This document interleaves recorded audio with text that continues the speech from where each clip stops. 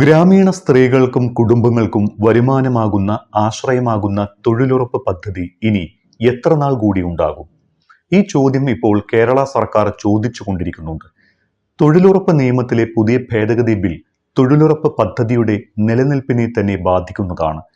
തൊഴിൽ ദിനങ്ങൾ വെട്ടിക്കുറയ്ക്കലും അധിക സാമ്പത്തിക ബാധ്യതയുമടക്കം കേരളത്തിന് ഇരട്ട പ്രഹരം നൽകുന്ന പുതിയ ഭേദഗതിക്കെതിരെ കേരളം ഇപ്പോൾ തന്നെ എതിർപ്പ് അറിയിച്ചിട്ടുണ്ട്. തൊഴിലുറപ്പിന്റെ ആശയത്തെ തന്നെ ഇല്ലാതാക്കി ആളുകൾക്ക് തൊഴിൽ നൽകുന്നതിൽ നിന്ന് കേന്ദ്രം പൂർണ്ണമായും കൈയൊഴിയും. ഉത്തരവാദിത്വം മുഴുവൻ സംസ്ഥാന സർക്കാരിനെ ഏൽപ്പിക്കും. ചട്ടങ്ങളും വ്യവസ്ഥകളും നിർദ്ദേശിക്കുന്നത് അപ്പോഴും കേന്ദ്രം തന്നെയായിരിക്കും. ഫലത്തിൽ കേന്ദ്രം നിർദ്ദേശിക്കുന്ന ടാർഗറ്റിനും ലേബർ ബജറ്റിനും അനുസൃതമായി സംസ്ഥാനം തൊഴിൽ നൽകുന്ന രീതിയിലേക്ക് ഈ പദ്ധതി മാറും. ഇതിൽ കാത്തിരിക്കുന്ന പ്രത്യാഘാതം എന്ന് പറയുന്നത് അധിക സാമ്പത്തിക ബാധ്യത താങ്ങാനാകാതെ സംസ്ഥാനത്തിന് പദ്ധതി ഭാരമാകും. മാന്യമായ തൊഴിൽ നൽകാൻ സാധിച്ചില്ലെങ്കിൽ സംസ്ഥാനം കേന്ദ്ര പദ്ധതി ഇല്ലാതാക്കി എന്ന രാഷ്ട്രീയ വിമർശനം കൂടി ഏൽക്കേണ്ടിയും വരും.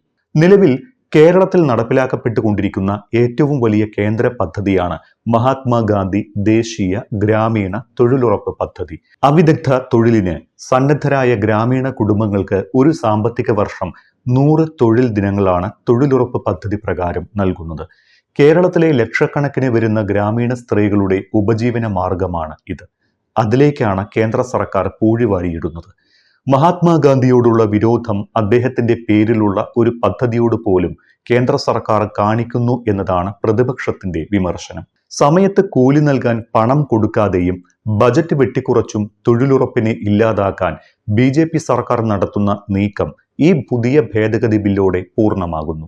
വികസിത Bharat guarantee for Rozgar and Ajeevika mission Gramin എന്ന ബില്ലാണ് കൊണ്ടുവരുന്നത്. VBG റാംജി എന്ന ചുരുക്കപ്പേരിലും ബിൽ അറിയപ്പെടും. പുതിയ ബിൽ പാർലമെന്റിൽ അവതരിപ്പിക്കാൻ സജ്ജമായിട്ടുമുണ്ട്. തൊഴിലുറപ്പ് പദ്ധതിയിലെ തൊഴിൽ ദിനങ്ങളും ബജറ്റും വെട്ടിക്കുറച്ച് കേരളത്തിന് അധിക ബാധ്യത നൽകി പദ്ധതിയെ നശിപ്പിക്കാനാണ് കേന്ദ്ര സർക്കാരിന്റെ നീക്കം. നിലവിൽ കർശന വ്യവസ്ഥകൾ ഉൾക്കൊള്ളിച്ചാണ് എങ്കിലും പ്രതിവർഷം 4000 കോടി രൂപയാണ് തൊഴിലുറപ്പ് പദ്ധതിക്കായി കേന്ദ്ര സർക്കാർ നൽകിയിരുന്നത്. ഇവിടെയാണ് കേന്ദ്ര സർക്കാരിന്റെ ആദ്യത്തെ പാര വരുന്നത്. പുതിയ ഭേദഗതി ബില്ലിലെ സെക്ഷൻ 22(2) പ്രകാരം മൊത്തം ചെലവിന്റെ 40% സംസ്ഥാന സർക്കാരാണ് ഇനി വഹിക്കേണ്ടത്. ഇതനുസരിച്ച് 1600 കോടി രൂപയാണ് പ്രതിവർഷം കേരളം വഹിക്കേണ്ടി വരിക. ഇത്രയും പണം മുടക്കുമ്പോഴും സംസ്ഥാനത്തിന് കാര്യമായ റോളൊന്നും ഈ പദ്ധതിയിൽ ഉണ്ടാകുന്നുമില്ല. പദ്ധതിയുടെ വ്യവസ്ഥകളും മാനദണ്ഡങ്ങളും തീരുമാനിക്കുന്നത് അപ്പോഴും കേന്ദ്രം തന്നെയാകും. ഓരോ സാമ്പത്തിക വർഷവും വിവിധ ഘടകങ്ങളുടെ അടിസ്ഥാനത്തിലായിരിക്കും കേന്ദ്ര സർക്കാർ വിഹിതം നിശ്ചയിക്കുന്നത്. ഇതാണ് പുതിയ ഭേദഗതി നിയമത്തിലെ 4/5, 22/41 എന്നീ സെക്ഷനുകൾ വിഭാവനം ചെയ്യുന്നത്. കേന്ദ്ര സർക്കാർ നിശ്ചയിക്കുന്ന വിഹിതത്തിന് മുകളിൽ ഓരോ വർഷവും ചിലവ് വന്നാൽ അത് വഹിക്കേണ്ടത് കേരളമാണ് എന്നും ഈ വകുപ്പുകൾ നിഷ്കർഷിക്കുന്നുണ്ട്. അതായത് കേന്ദ്ര സർക്കാർ പറയുന്നതിൽ കൂടുതൽ തൊഴിൽ ദിനങ്ങൾ സൃഷ്ടിക്കപ്പെട്ടാൽ അധിക ബാധ്യത കേരളം വഹിക്കണം. ഇപ്പോൾ തന്നെ കേന്ദ്രം നൽകുന്നതിനേക്കാൾ അധികം തൊഴിൽ ദിനങ്ങൾ കേരളം സൃഷ്ടിക്കുന്നുണ്ട്. വിശദമായി പറഞ്ഞാൽ 2022 മുതൽ 2025 വരെയുള്ള സാമ്പത്തിക വർഷങ്ങളിൽ കേന്ദ്രം അനുവദിച്ചത് 6 കോടി തൊഴിൽ ദിനങ്ങൾ വീതമായിരുന്നുവെങ്കിൽ ഈ വർഷങ്ങളിൽ കേരളം സൃഷ്ടിച്ച തൊഴിൽ ദിനങ്ങൾ 9 കോടിക്ക് മുകളിലാണ്.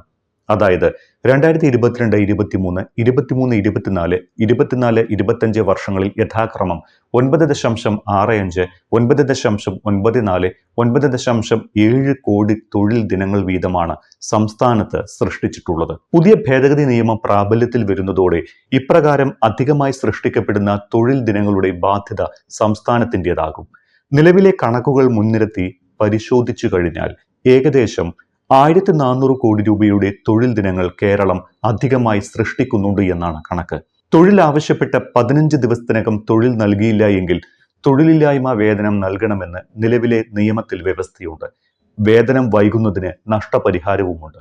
എന്നാൽ ഭേദഗതി പ്രകാരം ഇനി ഇത് സംസ്ഥാനത്തിന്റെ ബാധ്യതയാകും. തൊഴിൽ ദിനങ്ങൾ 100-ൽ നിന്ന് 125 ആക്കി ഉയർത്തുമെന്നാണ് ഭേദഗതിയിൽ പറയുന്നത്.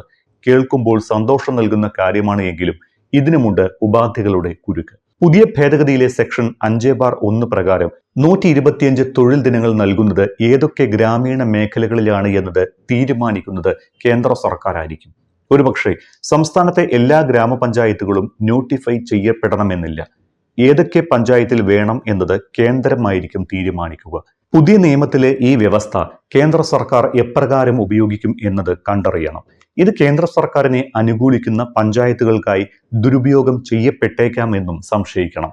പേര് മാത്രം മാറ്റുന്നതിലല്ല, തൊഴിലുറപ്പ് നിയമത്തിലെ പുതിയ ഭേദഗതി എന്നത് കോടിക്കണക്കിന് മനുഷ്യരുടെ ഉപജീവനത്തിന് നേരെയുള്ള യുദ്ധപ്രഖ്യാപനം കൂടിയാണ് എന്ന് സംസ്ഥാന സർക്കാർ കുറ്റപ്പെടുത്തുന്നു.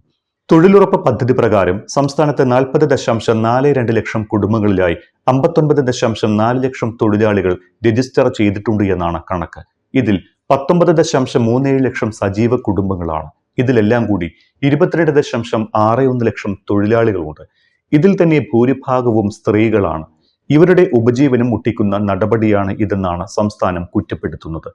ആവശ്യപ്പെടുന്ന കുടുംബങ്ങൾക്ക് ചുരുങ്ങിയത് 100 തൊഴിൽ ദിനങ്ങൾ ലഭ്യമാക്കുകയും തൊഴിൽ അവകാശമാണ് എന്ന് പ്രഖ്യാപിക്കുകയും ചെയ്യുന്നതാണ് തൊഴിലുറപ്പ് പദ്ധതി. ഈ ആശയം തന്നെ കേന്ദ്ര സർക്കാർ ഇല്ലാതാക്കിയെന്നാണ് കുറ്റപ്പെടുത്തൽ. തൊഴിലാളികളുടെ തൊഴിലാവശ്യം എത്രയാണോ അതനുസരിച്ച് നൽകാൻ സംസ്ഥാനങ്ങൾക്ക് ഇതുവരെ കഴിഞ്ഞിരുന്നു. എന്നാൽ പുതിയ നിയമപ്രകാരം സംസ്ഥാനത്തിനുള്ള സാമ്പത്തിക വർഷത്തെ വിഹിതം വിവിധ ഘടകങ്ങളുടെ അടിസ്ഥാനത്തിൽ കേന്ദ്ര സർക്കാർ നിശ്ചയിക്കും. ഇതിന് പുറത്തു വരുന്ന ചെലവ് സംസ്ഥാനം വഹിക്കണം. ഇനി അങ്ങോട്ട് അധിക തൊഴിൽ ദിനങ്ങളുടെ ബാധ്യത പൂർണ്ണമായും സംസ്ഥാനത്തിനാകുമെന്ന് അർത്ഥം.